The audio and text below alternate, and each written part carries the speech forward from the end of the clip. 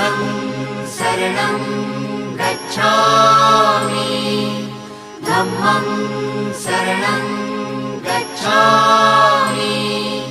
संघं शरणं गच्छामि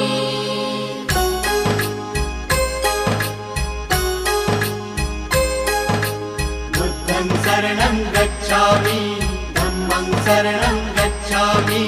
संघं शरणं गच्छामि। त्याग मूर्ति तू शांत चित्त तू योग रूप संसारी